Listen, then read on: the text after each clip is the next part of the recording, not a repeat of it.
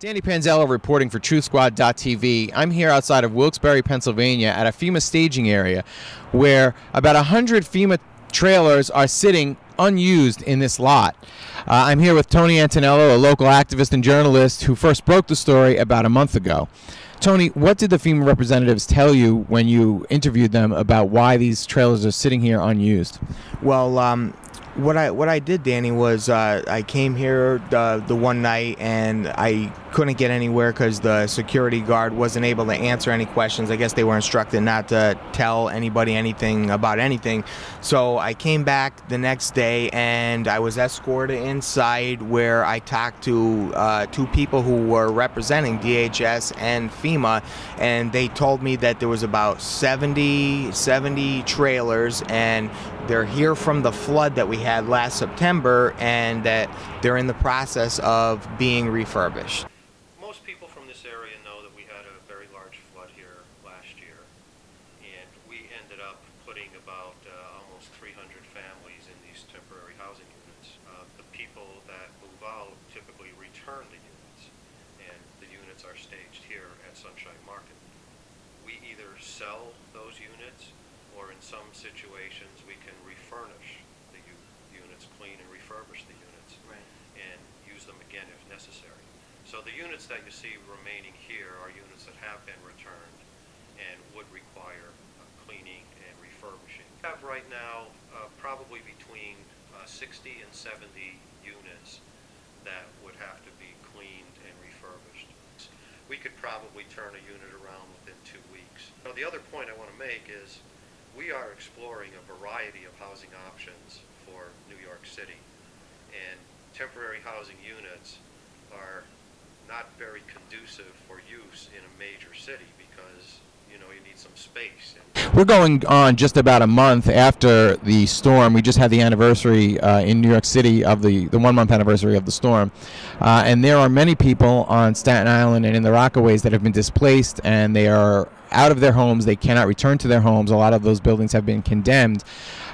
We had a town hall meeting in Staten Island just not too long ago on Thursday night, and the crowd was chanting, "We want FEMA trailers, we want FEMA trailers."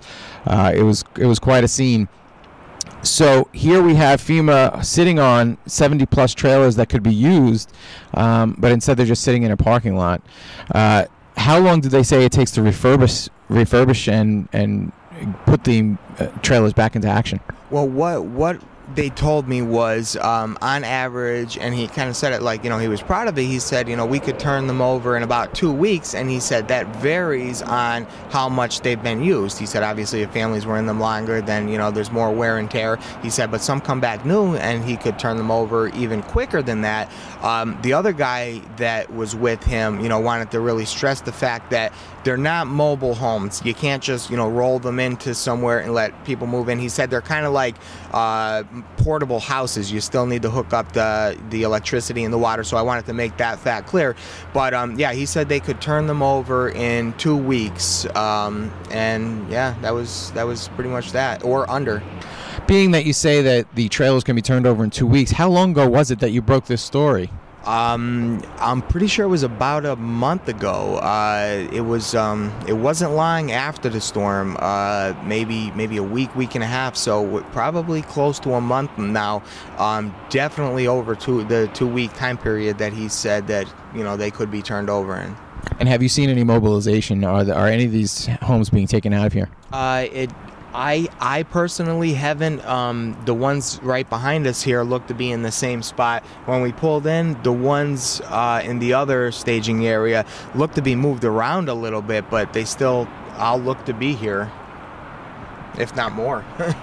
Now, I should mention that we're here in a parking lot that is an abandoned supermarket, what appears to be, and presumably FEMA is paying rent or leasing this parking lot. So not only are they not providing trailers to people that are begging for them, but at the same time they're spending money to store them here. Right. There's a couple questions that need to be answered just with that. You know, number one, who is it that got the contract for the government to house these trailers here? That's number one.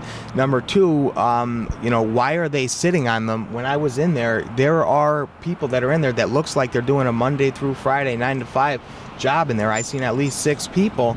So who's paying for these to be staged here? And if they're willing to pay the money to house them here, how come they're not moving more quickly and trying to turn them over and get them to people who obviously need them right now? Good point. You know, thank you, Tony, for your reporting on this issue, and we'll definitely stay in touch, and hopefully you can update us on if you see these homes start to be shipped out.